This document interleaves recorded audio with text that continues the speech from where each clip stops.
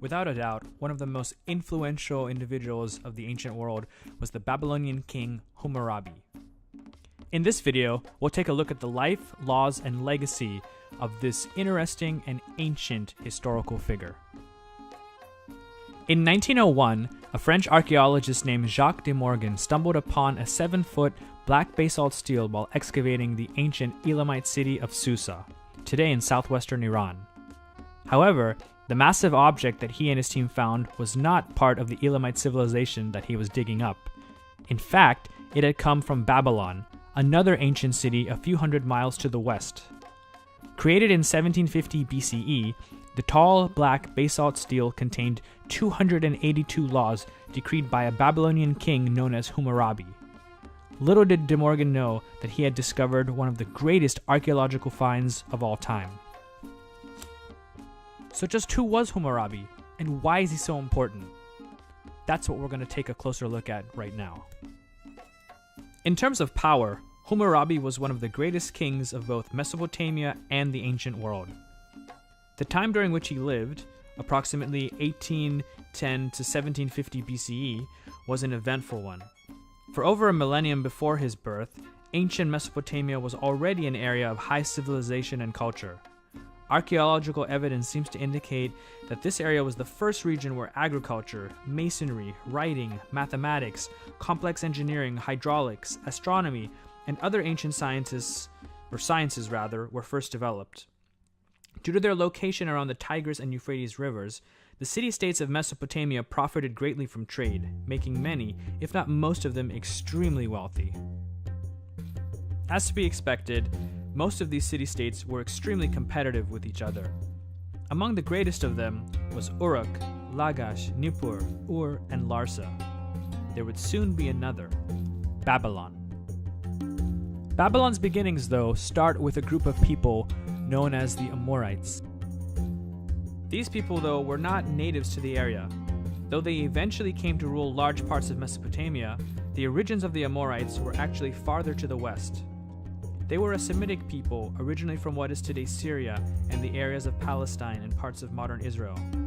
Being a simple and nomadic people, the Amorites were considered to be uncivilized by the more established city dwellers of Mesopotamian society, specifically the Sumerians, Akkadians, and the Assyrians. These latter three groups of people had established their own cities and kingdoms for thousands of years in Mesopotamia. Why tribes of Amorites came to the outskirts of Mesopotamia around 2200 BCE is still not known for certain. It's probable, though, that they were escaping from years of drought in their native land, as well as searching for new pastures for their flocks. As they migrated further east, they encountered the various city-states of southern Mesopotamia. Eventually, hostilities ensued, and over the span of a few decades, the Amorites were able to capture the cities of Isin, Larsha, and Eshnunna. They also built several cities of their own.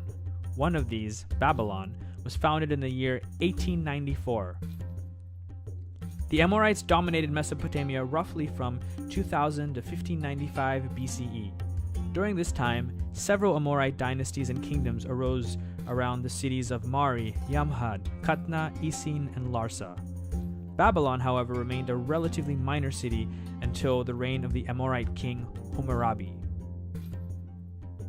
In the 1800s BCE, Babylon was a relatively insignificant city-state within the Amorite Confederacy of Kings. In fact, it controlled little territory outside its own city walls. That, though, began to change when a king named Sin-Muballit took the throne. Under his reign, the power of Babylon expanded, as Sin-Muballit took over neighboring cities and fortresses. Though he was an ambitious ruler, his kingdom was still very small in comparison to that of his neighbors.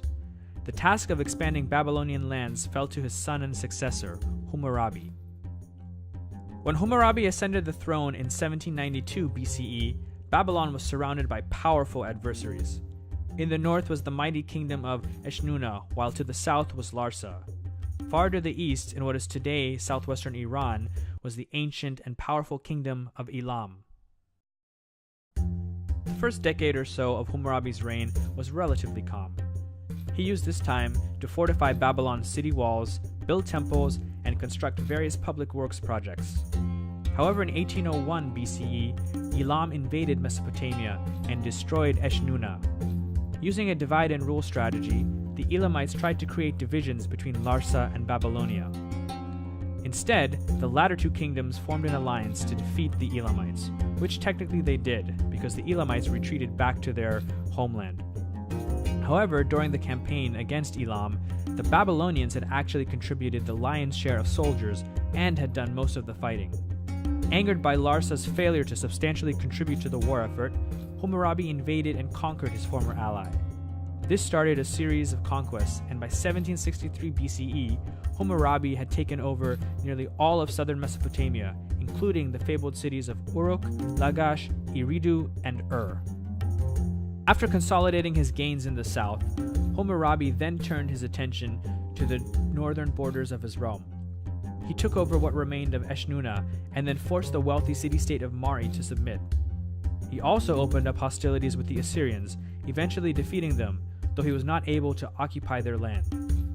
In the end, though, the Babylonians were able to force the Assyrians to pay some form of tribute. By his death in 1750 BCE, Hammurabi had ruled for 42 years and had converted his relatively insignificant kingdom into Mesopotamia's mightiest empire. Babylon's glory, though, was short-lived. His son Samsu-iluna didn't seem to have the same charisma or political acumen as his father. It was during his reign that the Babylonian Empire began to unravel and eventually collapse. So now let's take a look at just why Hammurabi is so famous in the history of the world. Along with being a great leader, Hammurabi was also a good administrator. From tablets and other written records that have survived, we know that he was active in the administration of both the city of Babylon and his extended empire. He seems to have had dealt personally with everything from reorganizing the Babylonian calendar to dealing with floods and making sure that farmers had enough supplies to grow their crops. Hammurabi, though, is most remembered for his Code of Laws, the first written code that we know about. Originally based on Sumerian legal precedents and compiled around 1790 BCE, the code consisted of 282 laws that stipulated specific rules for business conduct and harsh punishments for certain crimes. The code starts with a prologue or introduction describing the divine origin of the laws and shows the Babylonian king Shamash giving them to Hammurabi. Following these are the actual laws. These were divided up into several groups with different entitlements and punishments for each. For example, laws with respect to trade were grouped together, while laws pertaining to slaves were put in another section. Others dealt with commerce and the amount of wages workers should be paid for certain tasks. While their stated goal was to promote order and justice, many, if not most of Hammurabi's laws would be considered extremely inhumane by modern standards. For example, if a man struck another who held higher status, that individual was punished with 60 lashes on the receiving end of an ox whip. If a son struck his father, his hand was to be cut off. Another law stipulated that if a house collapsed and killed the inhabitants, the builder was to blame. His punishment? Well, be put to death. The most famous of these laws, those, were that if a man took out the eye of another, then his eye was to be removed as well. This is where the common phrase, eye for an eye, tooth for a tooth, is believed to have originated from. There were some laws, though, that made sense and actually benefited the common individual. For example, if a judge incorrectly fined someone, that judge would not only have to pay 12 times the amount of the fine, but would also be removed from office. Another positive aspect of the law was that they were written in the vernacular of the day, the Akkadian language. This ensured that those who could read would be able to understand the law. Thus, ignorance of the law was not tolerated as an excuse. It's interesting that Hammurabi's Code of Law was discovered not amongst the ruins of Babylon, but in Susa, the ancient capital of the Elamites. It was probably taken during their brief occupation of Babylon in the 11th century BCE.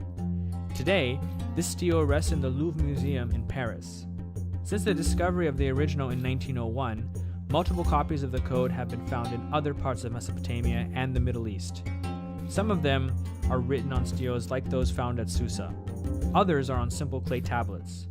The point was not to present the law in a fancy way, but to propagate it through the realm. While most of the laws contained in Hammurabi's code would seem outdated, if not outright harsh for today's world, many of them have actually influenced our modern society. Scholars believe that Hammurabi's code influenced biblical and Mosaic law, as well as Roman law.